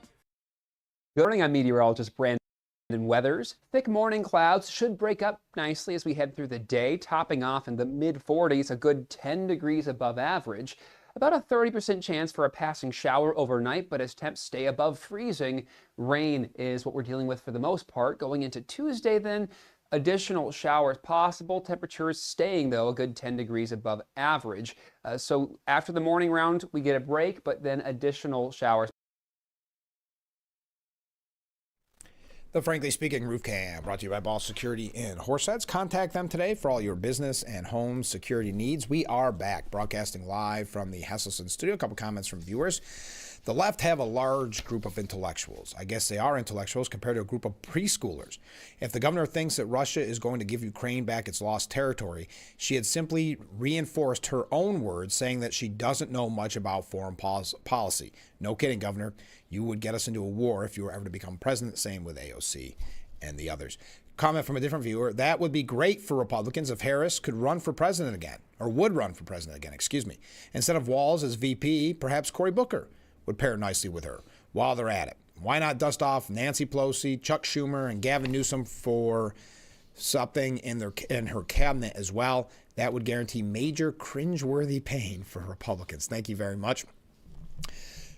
Now, Iran in Geneva, Iran says U.S. must prove they want to do a deal on the nuclear talks in Geneva as we talk about the international front. Iran claims it's open to compromise with the U.S. on a nuclear deal if the administration is willing to discuss lifting sanctions, according to a senior Iranian official. If they are sincere, I'm sure we will be on the road to an agreement. We're ready to discuss this and other issues related to our program if they are ready to talk about sanctions. Trump, now according to Michael Goodwin, it's been 20 years since Henry Kissinger made the insightful observation that Iran had to decide whether it is a cause or a country. Much of the world is still waiting for the answer, with President Trump among the most eager. Whatever the answer, he is determined to get it now. Since he first took office in 2017, Trump has been pushing the Islamist regime to end its quest for nuclear weapons and stop funding terrorist proxy groups through the region, including Hamas and Hezbollah. In his first term, he showed he meant business by boldly eliminating the mullah's top terror commander, Soleimani, with a drone attack. The move is among those that mark a clear dividing line between Trump and both his predecessor and successor. President Barack Obama and Joe Biden shared the delusion that Iran could be coaxed and bribed with incentives and pallets of cash into becoming a normal nation instead of a merchant of death and destruction. Events have proven them wrong, which is why Trump, in his second term, again seized the necessity of military action. The proof came last June when 7 B-2 stealth bombers flew all the way from Missouri to hit Iran's 3 major underground nuclear enrichment facilities with 30,000-pound bunker buster bombs. But the madman Ayatollah al-Khamenei, despite having no way to stop the attack because Israel had destroyed Iran's air defense operations, still doesn't get the point. We know that because the nuclear sites are being repaired and the regime extended its rule by slaughtering thousands of civilian protesters last month. The protesters' sin was to complain about a collapsing economy, corruption, shortages of water and electricity, and rampant inflation. Trump clearly was moved by the brutality and promised the protesters that help is on the way. He didn't act, however, and I believe he made the right choice not to intervene militarily, considering the facts at the time. Chief among those was the regional allies, both Arab states and Israel, along with our own military commanders, were concerned about how the Iranian military would retaliate, and none of them believed their defenses were adequately prepared. Another concern for Trump was that a sudden collapse of the regime could lead to regional chaos, ranging from millions of refugees to revenge attacks against tankers in the Strait of Hormuz. That's a favorite route for oil exports, which accounts for as much as 50% of the Gulf states' revenues. Still, despite the president's patience, events have produced an unstable stalemate, all the more so because a new round of negotiations with Iran has stalled. The effort to clarify whether the mullahs are willing to take a nuclear deal or not is why Trump is again turning up the heat on them. He announced Friday that he is sending a second aircraft carrier into the Middle East. The USS Gerald R. Ford, the world's largest and most advanced carrier, is moving from the Caribbean and will join an armada of about a dozen other warships already in the region, including the Abraham Lincoln Carrier Group. The Ford carries dozens of fighters and surveillance aircraft, which would allow commanders to carry out airstrikes more often and at a faster rate. The Lincoln, a super carrier, is equipped with Tomahawk missiles, and its aircraft can reportedly project power across the globe. Additionally, the U.S. has sent aircrafts and air defense systems to our military bases throughout the region to counter any Iranian retaliation strikes that use short and medium range missiles. Coming on top of their previous refusal to scrap the nuke program, the mullahs are acting as if they have the upper hand on everything. They don't, and with Israel and the U.S. acting together, their mistake could prove fatal. That would be their just desserts. So we got some media updates from over the weekend. A couple of things here about New York State. So stay with us. Well, this show's going fast this morning. Thank you for all the comments. Thank you for all the waves. Keep them coming in. And we'll be right back with Frankly Speaking here on WYDC TV, Big Fox.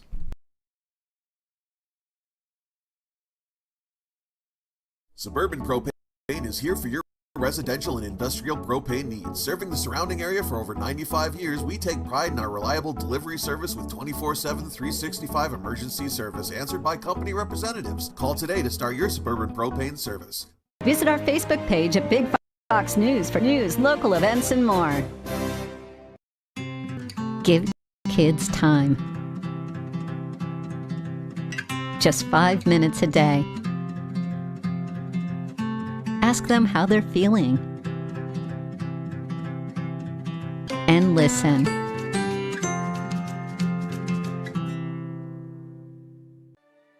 Everyone knows William Attar. Everyone knows James Cook. But what you probably don't know is that they bonded when Bill suggested to let James cook. Delicious. And James said they should just share the number 4. Nice. Now they're teaming up to raise money for Build Promise. Get this t-shirt at buildpromise.com. For a limited time, if you purchase this t-shirt, a portion of the proceeds go to Build Promise. I was diagnosed at 65. 37. Earlier than most. Every 9 minutes, someone is diagnosed with Parkinson's disease. And every one of them can turn to the American Parkinson Disease Association. Visit apdaparkinson.org to learn more.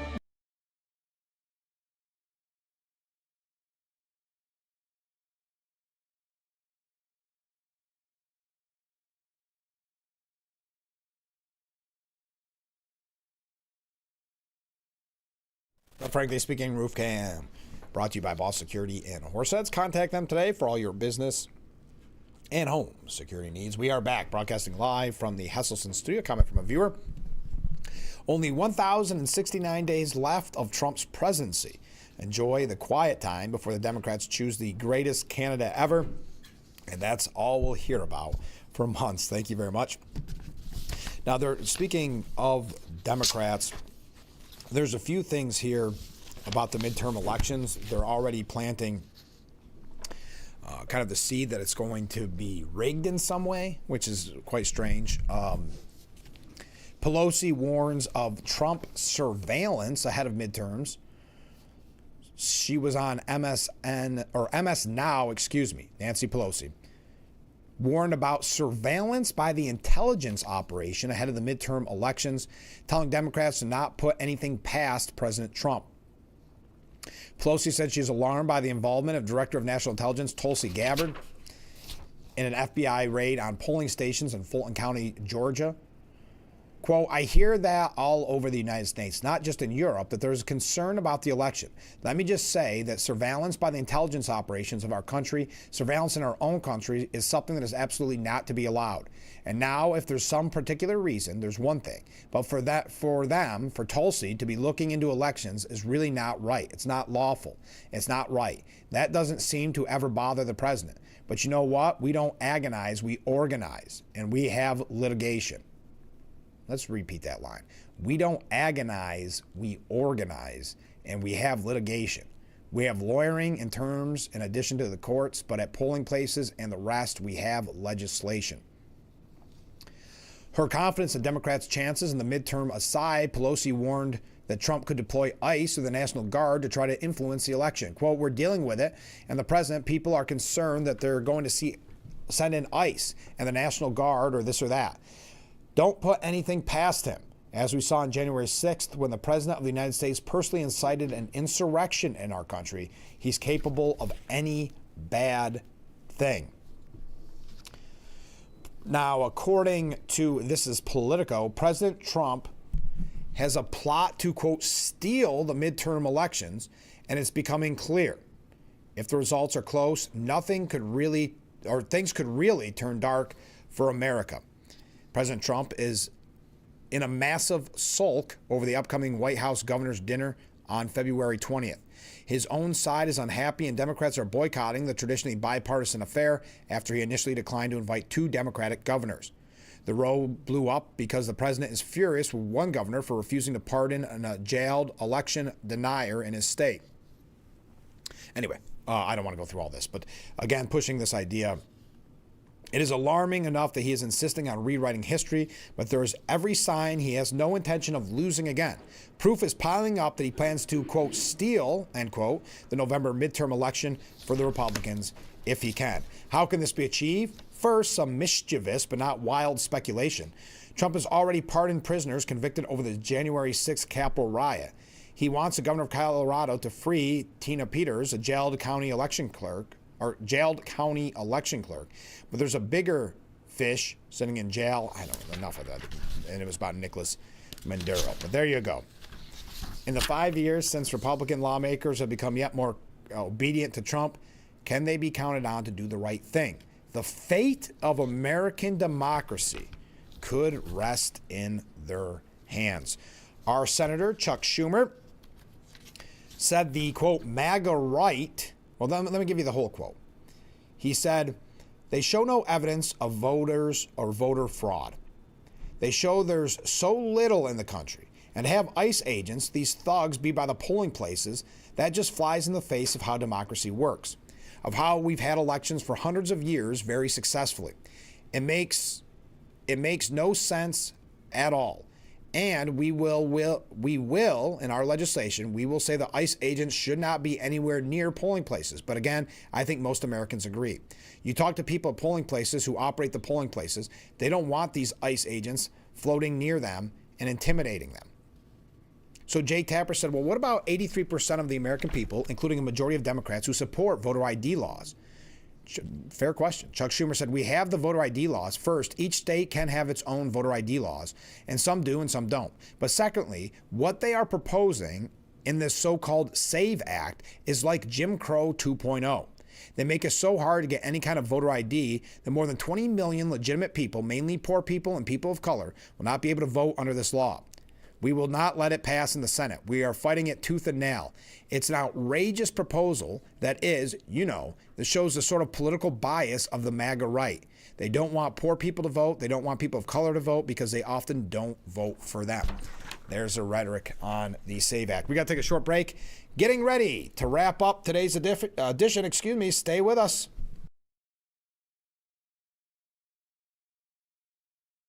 Allegiance flight from Elmira to Myrtle Beach starts May 22nd, 2026. Whether it's a weekend escape or a week in the sun, Myrtle Beach is closer than ever. Non-stop to sun, sand, and seaside days. From takeoff to toes in the sand, your coastal getaway starts right here at Elmira Corning Regional. Mornings on the boardwalk, afternoons on the golf course, and evenings with oceanfront dining or a flight away with Allegiant's new direct flight. Starts May 22nd, 2026. Book now at AllegiantAir.com.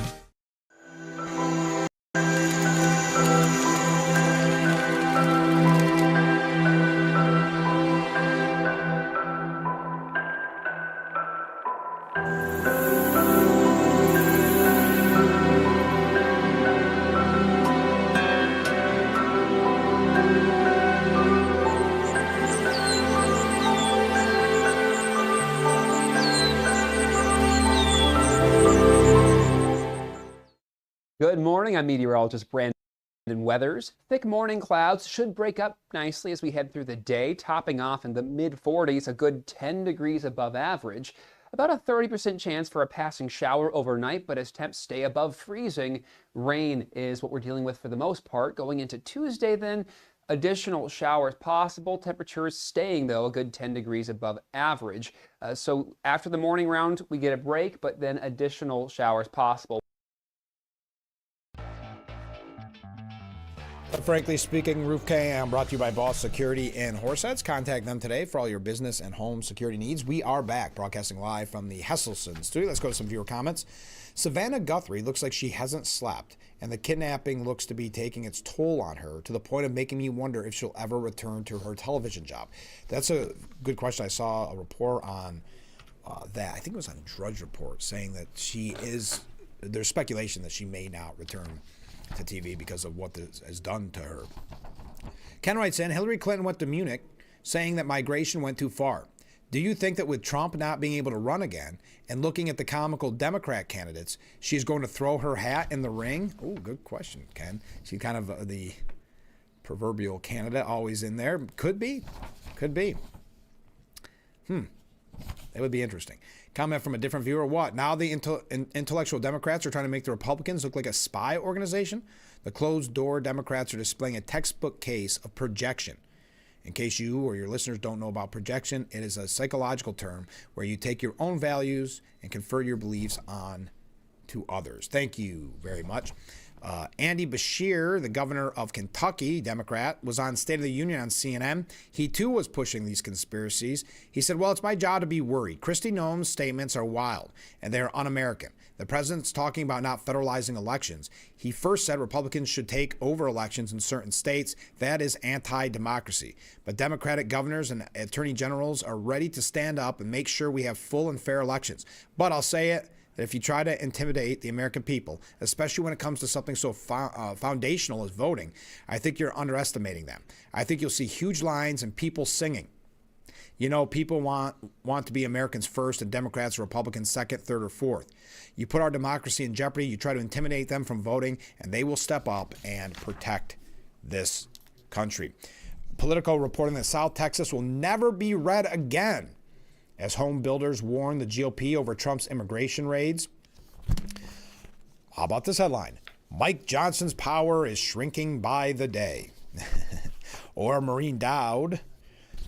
Wow, Maureen Dowd was really nasty in her piece over the weekend, saying the people in charge tell us not to worry, but we should worry. It's getting scary out there. There's nothing artificial about that. Bruce Blakeman running for governor here in New York State. He's going to accept the Conservative Party nomination for governor. He already secured the Republican nomination earlier in the week. News 10 spoke with Blakeman at the Rochester's Riverside Convention Center ahead of the Conservative Party dinner.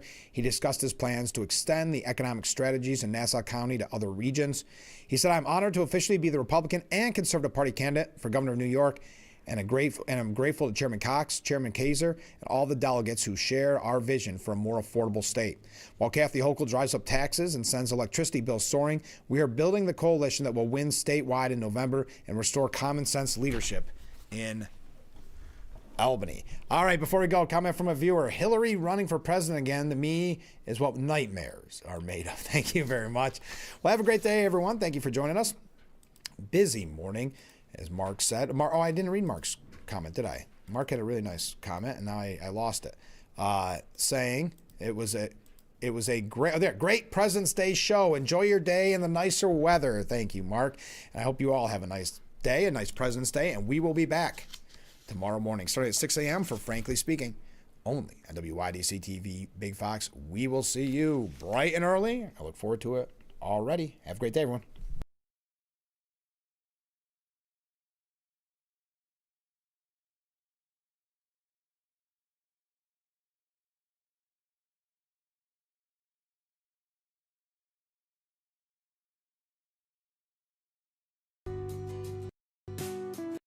At the Corning Painted Post High School Learning Center, we provide students with a variety of community-based and academic opportunities and a fresh start. Located on the Corning Community College campus, students earn high school credits and gain real-world experiences through community service, internships, art partnerships, and work opportunities, experiences they value for a lifetime. Our students find a place to reconnect and succeed. The Corning Painted Post High School Learning Center, turning fresh starts into future success. It's the Jeep Stay sales event at Chilson Wilcox. Enjoy huge savings on the most awarded SUV brand ever, Jeep. Jeep loyalty means bigger savings for current Jeep and Stellantis owners. Save $8,300 on a 2025 Jeep Grand Cherokee. From Wranglers to Grand Cherokees, every Jeep is priced to move, but these savings won't last forever, and it's Ram Truck Month too. Save $10,500 on a 2026 Ram 1500 and $9,000 on a 2026 Ram 2500. The Jeep President's Day sales event and Ram Truck Month happening now at Chilson Wilcox.